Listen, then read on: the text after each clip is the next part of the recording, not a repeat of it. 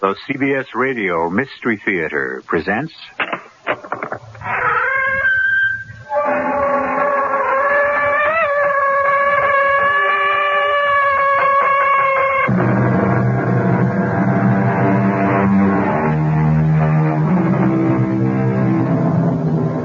Come in. Welcome.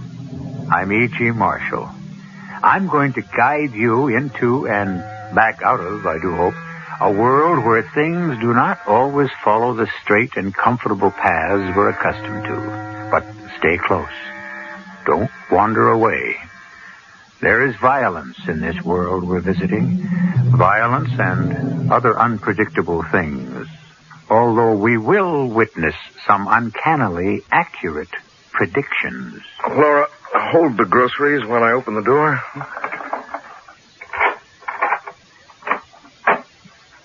You've got a very dark apartment. I'll turn some lights on as soon as I've locked up.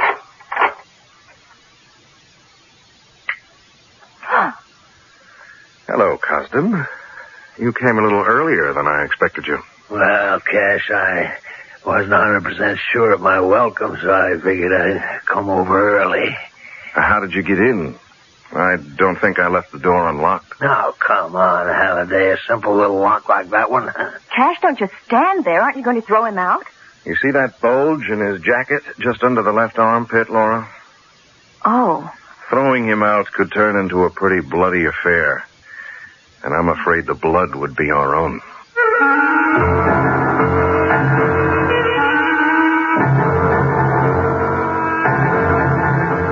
Our mystery drama, The Haliday Prediction, was written especially for the Mystery Theater by Field and Farrington and stars Tony Roberts. It is sponsored in part by Anheuser-Busch Incorporated, Brewers of Budweiser, and True Value Hardware Stores. I'll be back shortly with Act One.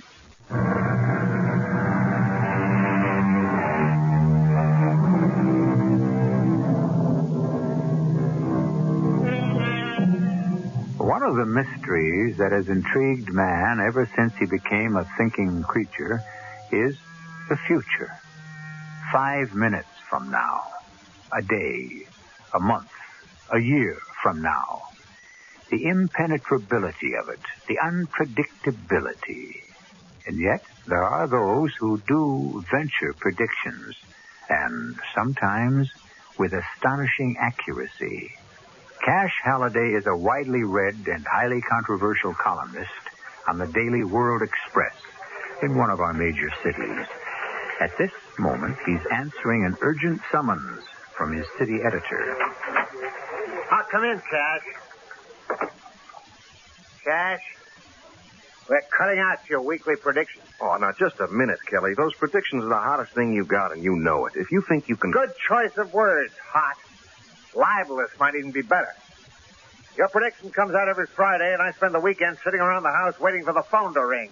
Somebody bringing a libel action. Nobody ever has. That's got nothing to do with it. Your regular stuff is bad enough. You're always right on the brink of disaster. So what do you want from me? Advice to the lovelorn? Social notes from all over? I'm a reporter, Kelly. A reporter turned columnist. I deal in hot stuff. Like this, for instance?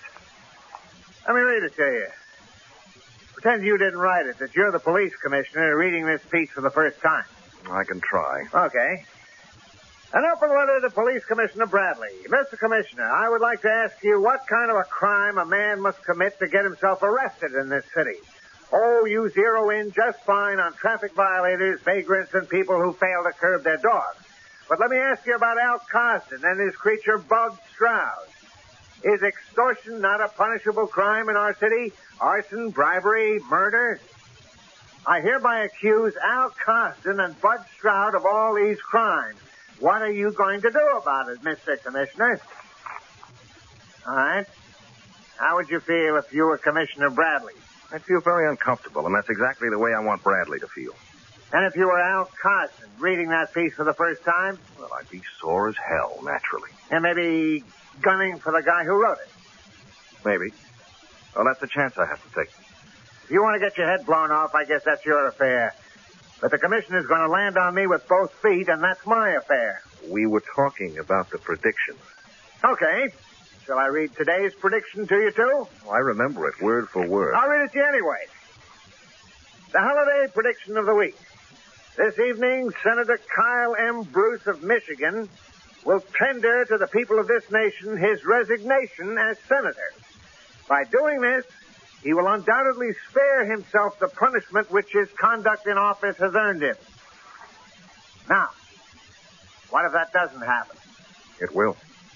But how do you know it will?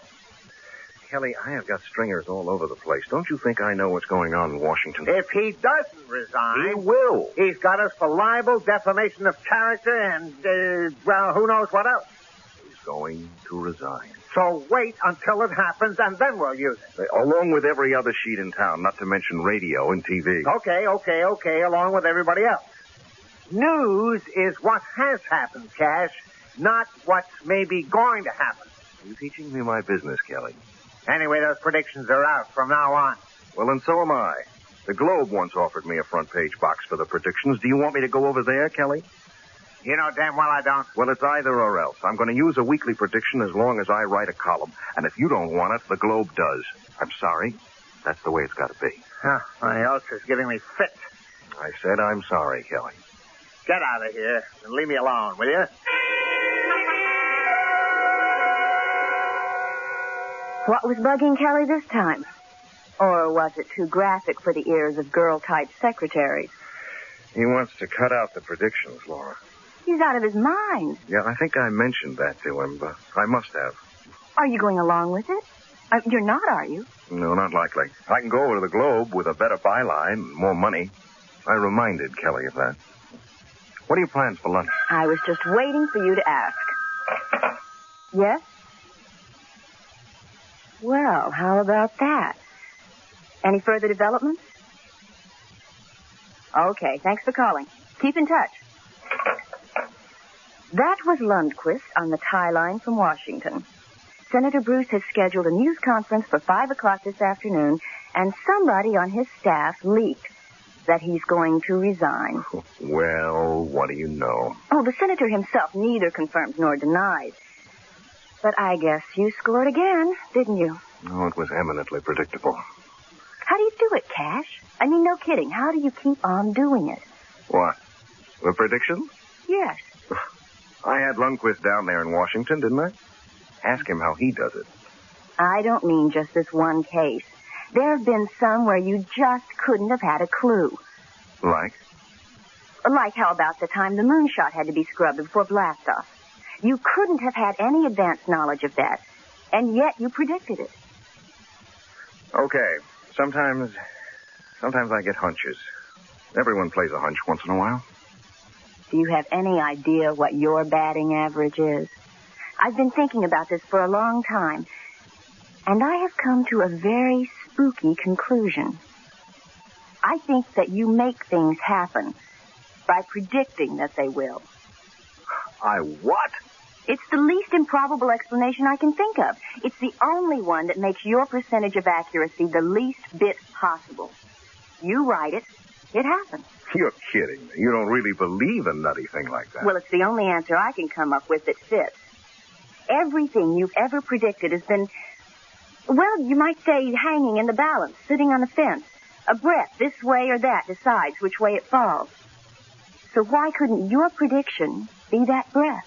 You're really serious, aren't you? I've thought about it a lot. Ridiculous. Where do you want to go for lunch? Oh, I don't know. The 30 Club? They had roast beef yesterday. I predict they'll have overcooked hash today. Cash? It was just a joke, honey. Well, somehow I just don't feel like joking about it. Okay. I'm sorry. How about Robatos? You feel like spaghetti? Or maybe a Caesar salad. Just let me finish this letter.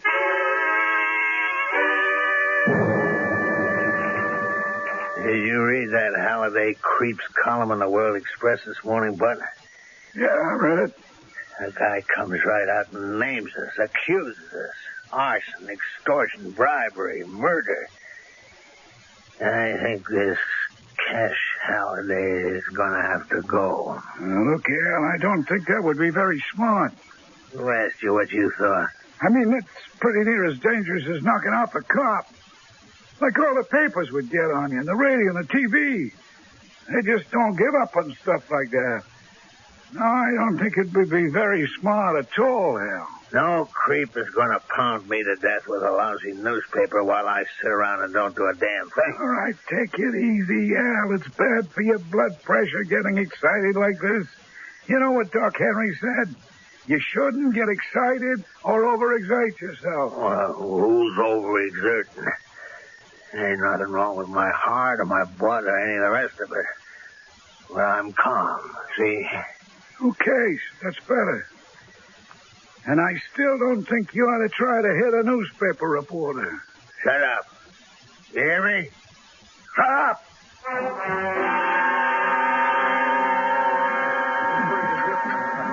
When I die and go to heaven, I hope they serve veal parmesan just like this.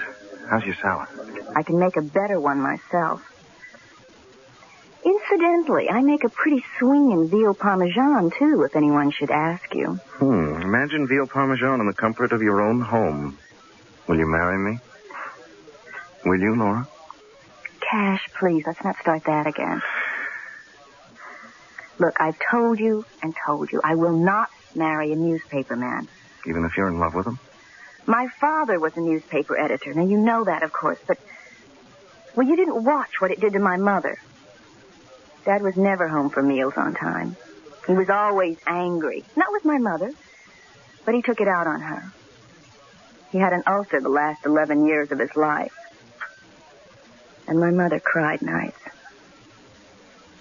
She didn't think I heard her, but I did. Well, that was your mother and father, Laura. This is you and me. I will not marry a newspaper man. What do you want me to do? Resign and go looking for some other kind of job? No, I don't want you to... Cash, look, are you going to spoil our lunchtime together? You could really have made it a luncheon to remember, you know that? All you'd have to have said was, yes, Cash, I'll marry you even if you are a lousy, rotten newspaper man. I'll marry you because I love you. And why didn't you say that, Laura? Cash. I know. Stop pounding. No, Cash, 2 men just came in. No, don't turn around. I don't know who the other one is, but the big one is Al Coston. So? Maybe he likes the veal parmesan, too. They're both scowling at us as if they could kill us. They won't. They're just trying to intimidate us. Well, they're doing just fine with me. Good Lord. The big one, Al Coston. He's coming over to our table.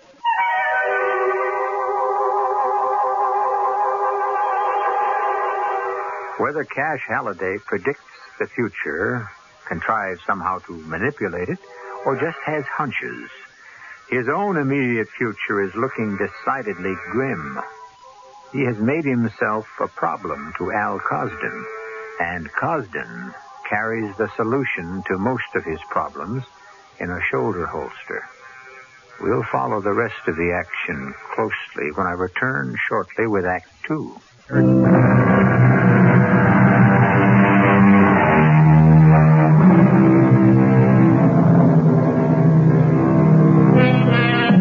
Many tales have been told about men and women who, given the supernatural ability to look into the future, did not like what they saw there.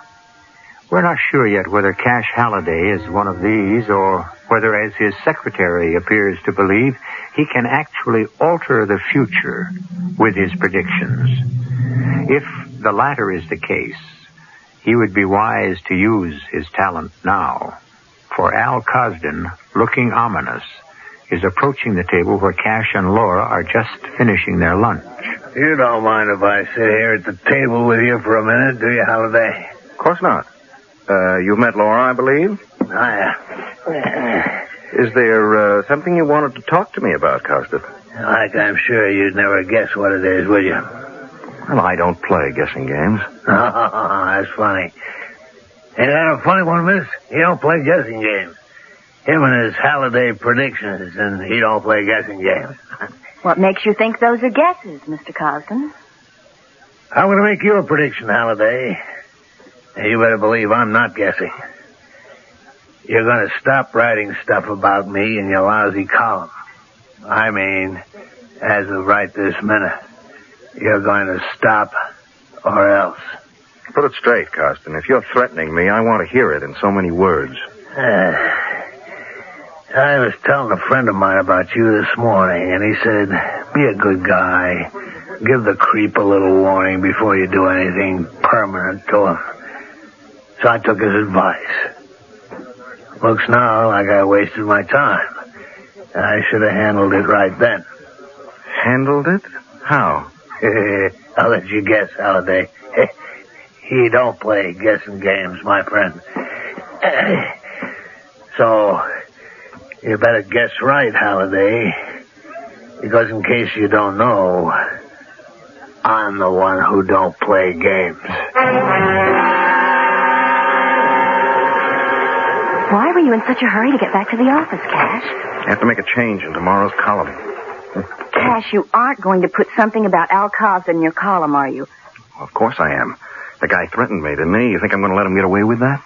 But he meant it. Yes, I guess he did, Laura. But that's all the more reason, don't you see? No, I don't. And I won't let you. I'm not going to let you get yourself killed for nothing. I appreciate your worrying about me, but you know I have to do this. Okay. But don't come to me for sympathy after you're dead. I promise not to. While lunching today, I was approached by that pillar of our city's organized crime structure, Al Cosden. He appeared to have read my column for the day. Al Cosden can read, and he was not flattered. That fact alone is hardly newsworthy, but Cosden proceeded to threaten me, albeit obliquely, with death if I so much as printed his name again in this column. I double dare you, Cosden. Oh, Cash. Insert that right after the campaign story, Laura, and I don't think we need to show it to Kelly. He'd kill it. You know he would. That's why you don't want him to see it. He'd want to kill it, and then there'd be a hassle. Well, I hate hassles. I'm a man of peace, okay?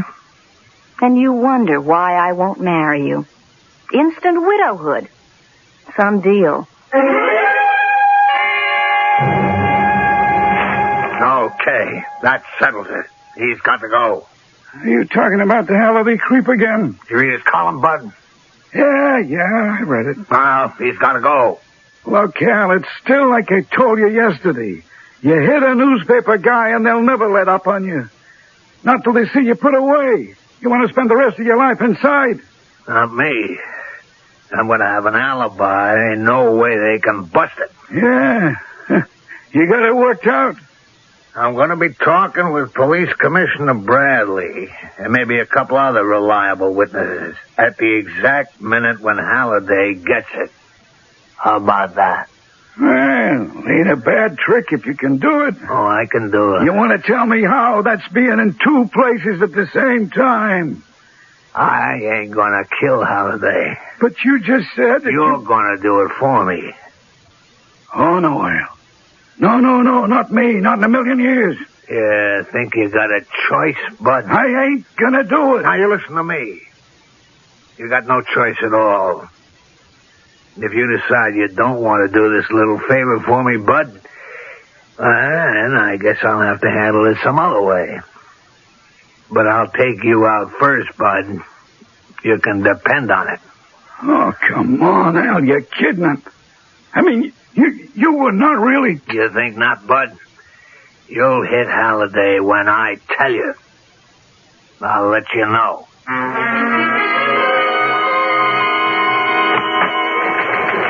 Hey, what happened to you all morning, Cash? You'd better go in and see Kelly. He's about to have a stroke or something. That Cosden bit he didn't see before press time? What else? I think I'll use the phone instead of going in there. Are you planning to take me to lunch? Mm-hmm. When I finish this call. Hi, Kelly. How's it going? Look, I finished that bit about Cosden threatening me just a couple of minutes ahead of the deadline, and No, I can't come to your office right now, Kelly. I'm at the airport. I'll give you a rundown when I see you. I know, Kelly. I'll watch it from now on. Okay. See you later on. Yeah, so long. He didn't have a stroke? With his ulcers, he doesn't need one. Let's get out of here.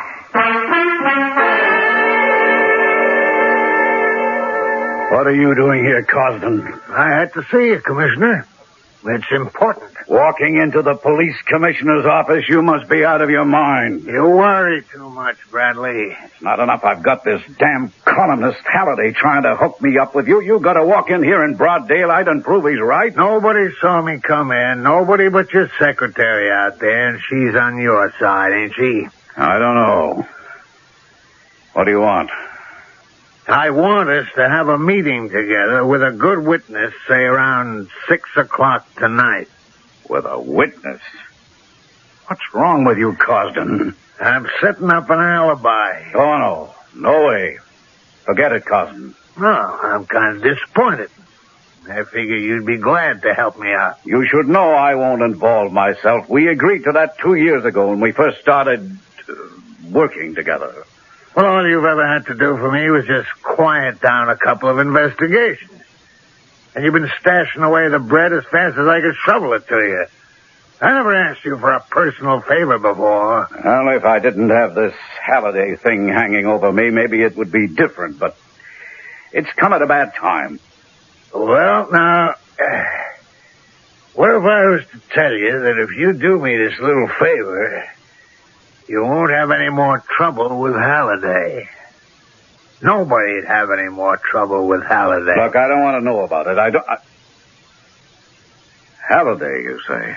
Yeah, that wouldn't make you too unhappy, would it? Well, that does put things in a somewhat different light, yeah.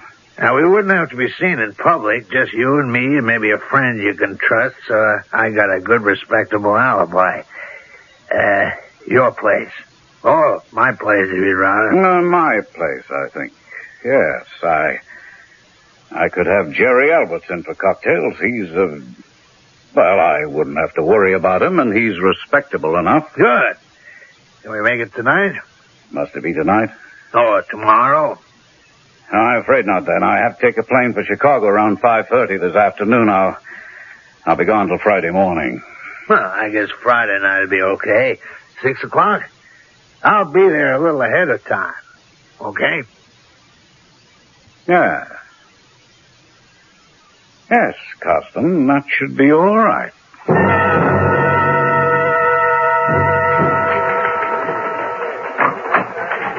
Hey, got a second, Mr. Haliday? Yes. Come in and shut the door. You're Bud Stroud. Yeah. Well, what brings you here? Oh, this is Laura Fields, my secretary. Hiya.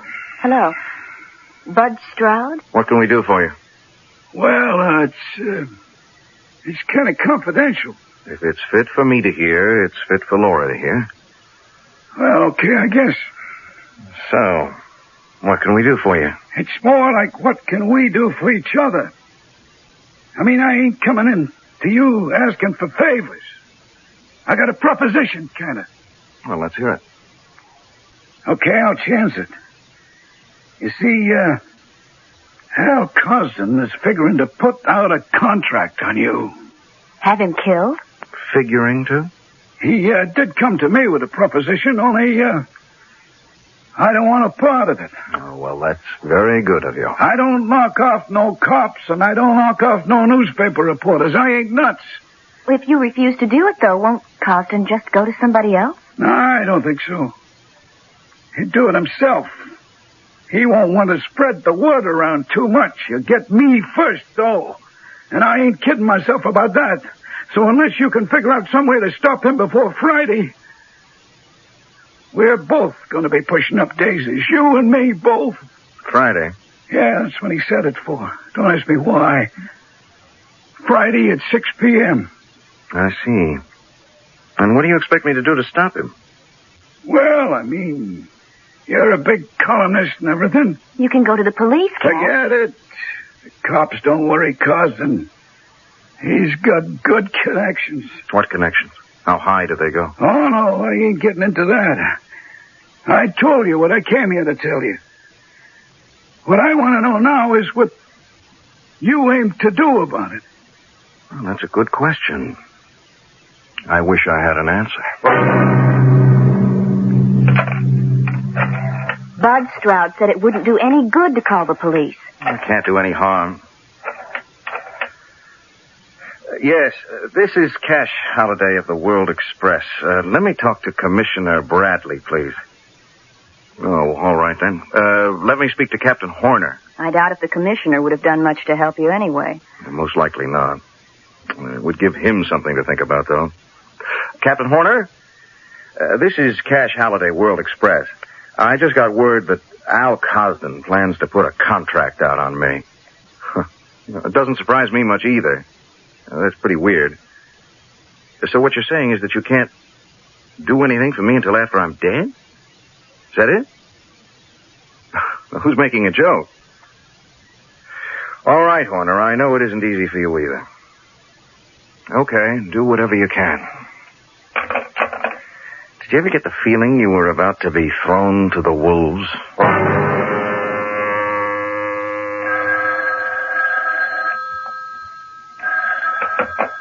Yeah? Cosden, this is Commissioner Bradley. Hey, you back in town already? No, I'm calling from Chicago. You're going to have to call the Friday evening project off. Call it off? They got word of it somehow at headquarters. I just had a call from Captain Horner. Halliday himself phoned Horner about it. I ain't calling a thing off, Bradley. We go right ahead and do everything just like we planned. But what about Horner? He's not, well, let's say he's not one of my best friends. He's your problem, not mine. Cash, what are we going to do? Well, one thing we are not going to do is to get hysterical. Hey, I just had a crazy idea. Do you remember what you said the other day about my predictions? That I actually make things happen just by predicting them. Well, what's that got to do with the Cosden thing? Get your pad, Laura. I want you to take down next Friday's prediction. Short attention span. That's your problem. The Haliday prediction of the week. Before this day has ended, the remarkable criminal career of Al Cosden will also come to an end. At exactly 6 o'clock this evening, his heart will stop beating. There will be dancing in the streets. Cash? You know something, Laura? If you're right about my predictions, I have just killed a man.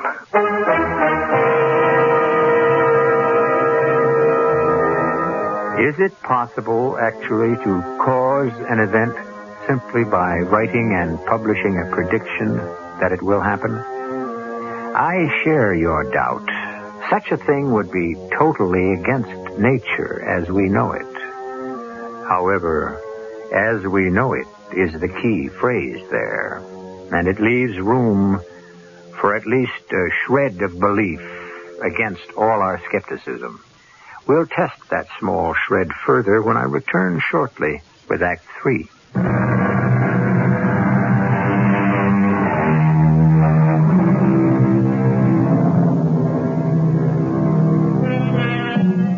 Cash Haliday has been given the exact time and date when he may expect sudden and violent death. Friday evening at 6 o'clock. And he has been told that the police can do nothing for him until after the fact, which, of course, is much too late from his point of view. He takes no comfort whatever from all this pre-knowledge as the fateful Friday morning wears on toward noon. Why don't you, just go away somewhere? Cash, why don't you just disappear for a while? I'd have to come back eventually, wouldn't I? Well, of course, but not until this whole thing is blown over. But it isn't gonna blow over, Laura. Not as long as Cosden and I are both alive. Eventually, I am going to have to face Al Cosden and get this thing settled one way or another. But you haven't taken any kind of precaution at all, Cash. Well, don't forget today's prediction. At exactly 6 o'clock this evening, Cosden's heart will stop beating. Oh, I wish I'd never said a thing about your making things happen just by predicting them. Well, the thing is, you just might be right. When I look back over some of the predictions that actually turned out to be accurate, I begin to wonder. Mr. Halliday's office. On his way up here? Are you sure? Yeah, okay. Thanks for calling. That was the receptionist down in the lobby. Commissioner Bradley is on his way up here, breathing fire, she said. Probably looking for Kelly. Oh, no. He was particularly asking for you. Well, if he wants a yelling match, I have got some ammunition, too. Haliday, I want to talk to you. Yes, come right in, Commissioner. Don't just stand there waiting for an invitation. And don't you get smart with me. I read that miserable column of yours this morning. Well, I'm flattered. Don't be. Where did you get your information about Cosden? Cosden? His heart will stop beating at 6 o'clock. Oh, it was just one of my silly predictions.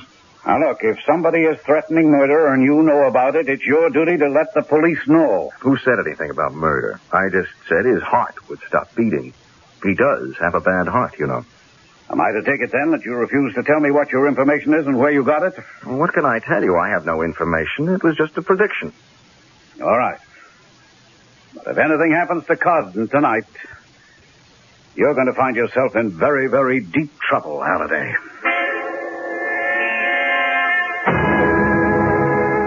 Just don't give me a hard time about coming to your office again, Commissioner. I know you don't like it, so save your breath. Oh, I suppose I may as well. What is it you want this time? Was it you who leaked this Friday night 6 o'clock information to the cops? Oh, don't be ridiculous. I'd be the last person to do that. I told you Haliday himself told Captain Horner about it. Yeah. But how did Haliday find out? Well, that I wouldn't know. Must have been Bud. Nobody else knew. Just you and me and Bud. Yeah. I'll have to speak to Bud about that.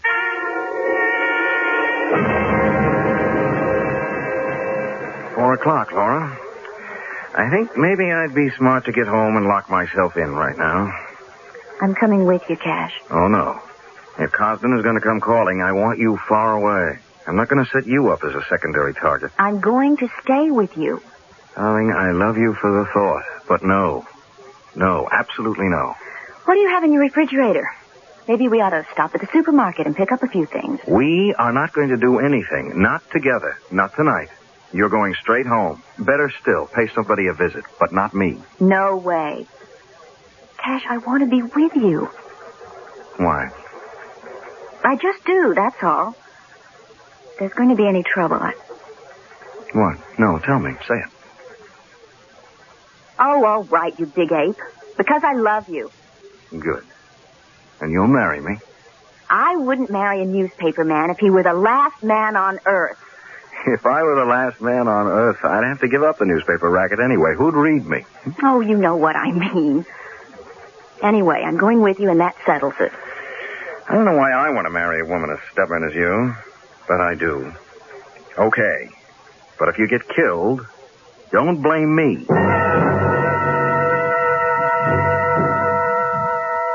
You realized, of course, Laura, that by coming to my apartment with me, you are compromising yourself irreparably. Your reputation is in shreds. You dress Edwardian, Cash, but you talk Victorian. Come on, let's get inside. Laura, the fallen woman. Okay, that's the way you want it. Here, hold the groceries while I open the door. You've got a very dark apartment. And I'll turn some lights on as soon as I've locked up.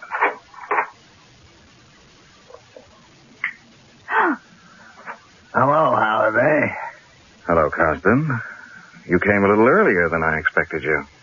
Put the groceries in the kitchen, Laura. I think maybe you better just set them down in here somewhere. I thought I'd get here a little early. Yeah. I wasn't sure of my welcome. Haliday, did Bud Stroud tell you this was on for tonight at 6 o'clock? Bud Stroud? No, of course not. Yeah, I knew it was him. Well, he won't be thinking on any more of his old buddies. Did you? Yeah. I paid him a visit just before I came over here to see you. Real busy afternoon. Cash, does he mean he killed Bud Stroud? I'm afraid that is what he means, yes. Well, that can't be true. If he had really killed Stroud, well, he wouldn't tell us. What he's thinking, I believe, is that we won't be able to tell anybody else. He means to see to that. Yeah, he's right, Matt. He's 100% right. We got some time to waste, though. You got anything in the house to drink? What would you like? Well, a good solid slug of bourbon if you got it. Just a little splash of soda. Okay. It's in the cabinet over there.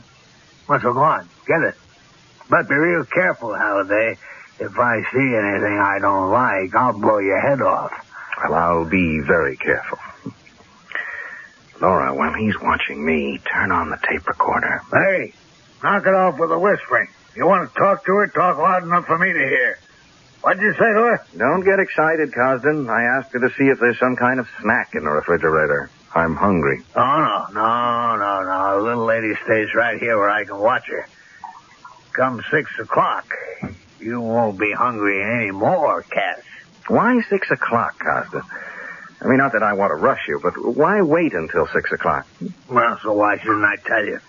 You ain't about to talk. Here you are, Cosden. Oh, thank you very much, I'm sure. After that stupid prediction of yours in this morning's paper, at 6 o'clock his heart will stop beating, I decided to wait until 6 and, just turn it around the other way. Make you dead and wrong both at the same time. Poetic injustice. What? Oh, besides, the main reason is I got an alibi for 6 o'clock. I mean airtight. One of your friends is giving you an alibi? Frankly, I don't think you have any friends whose word would be taken that seriously. No. What would you say to Police Commissioner Bradley? I see. Yeah. I'm sitting with Commissioner Bradley and one of his buddies right this minute. Sipping a cocktail and talking over important things and settling problems and all that. You trust him? You're damn right I trust him. I got enough on him to put him away for the rest of his life. And he knows it. I got the evidence. Papers he signed even. Oh, you're damn right I trust him. Where are these papers you say you have? Would you like to know? Well, not particularly, I guess. When you come right down to it. It won't do me much good after 6 o'clock, will it? Cash, don't talk like that. You're right, though. What good would it do you? So, tell me or not, whatever you feel like. Well, you see, over at my place, I got this big painting a fella did of me. He owed me money and he couldn't pay off. So, it's hanging on the wall in my living room. And back of it is a wall safe that nobody knows about but me and, Bud Stroud used to know about it. And that's where you keep the evidence against Bradley? Yeah, that's right. So what are you going to do about it? What can I do about it? You take it pretty gutsy. I got to say that for both of you. How about some more of that bourbon? Well, here it is going on 6 o'clock already. How about that? Don't you think you ought to wait until a little after 6? Make sure of your alibi? You think so? I want to take the chick out, too, I ain't about to leave no witnesses around. Laura, is there somebody at the office who knows where I keep my tape recorder? Kelly does, I think. Yes, I'm sure he does. Huh? Well, what's this about a tape recorder? Oh, it's nothing, Cosden. It's just, setting my affairs in order. Okay. Where is it? Go look for it, Cosden.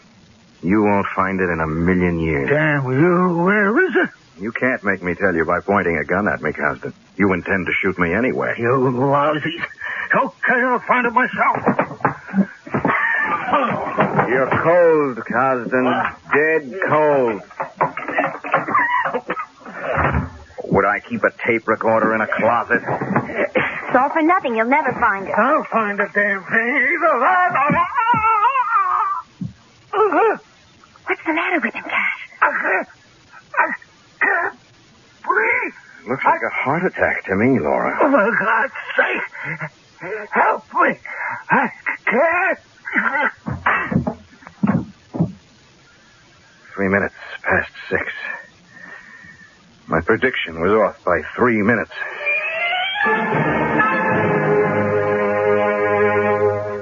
Get your pad, Laura. I've got 2 predictions for next Friday. Well, save one of them. You'll spoil your public. No, these both have to run this coming Friday. Ready? Okay. The Haliday predictions of the week. If an honest cop will go to the home of the late Al Cosden and open the wall safe behind Cosden's portrait on the living room wall, he will find in that safe evidence sufficient to convict Police Commissioner Bradley on several charges of felonious conduct. We suggest that this be done with dispatch before the commissioner himself gets to the safe. He will, Cash, or someone will go for him. No, I'll give Captain Horner these tapes Thursday evening before Friday's paper is on the street. Okay, ready for the second prediction? Shoot. The second Haliday prediction of the week. During the next month or so, this column will be filed from London, Paris, and Rome. The columnist's lovely secretary, Laura Fields, will accompany him in his travels to these capitals, quite respectably, since she has consented to be his bride. Wish us a happy honeymoon. Cash, that's not fair. What's unfair about it? You might just as well abduct me as put this in your column, the way things keep coming true. Fate is fate, Laura. It's out of my hands. Well, as long as you put it that way, I suppose I might as well relax and enjoy it.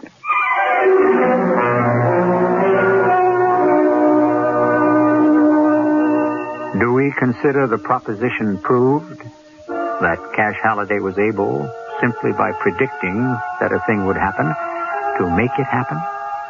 Or shall we put it all down to coincidence? The latter is the easier way, of course, for it permits us to go on believing that natural laws are unbreakable. But don't think too much about it.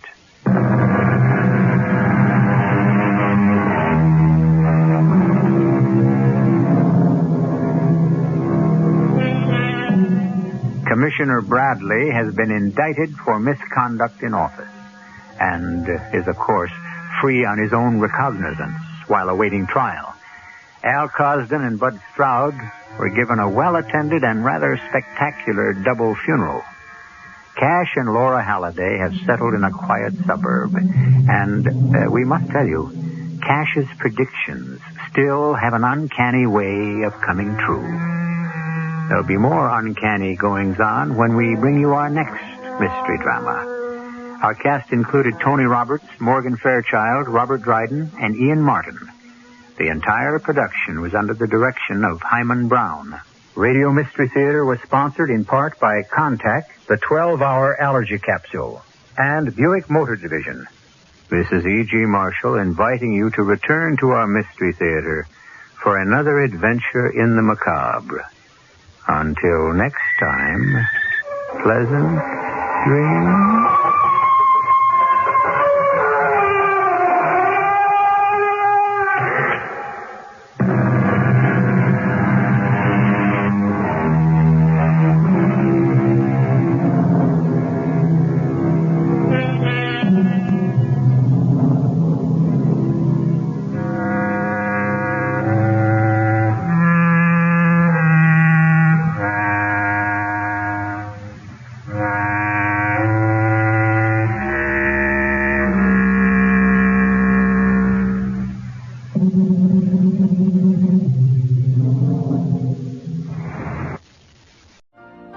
You've been listening to the OTR Gold Network. Find more classic radio at otrgold.com.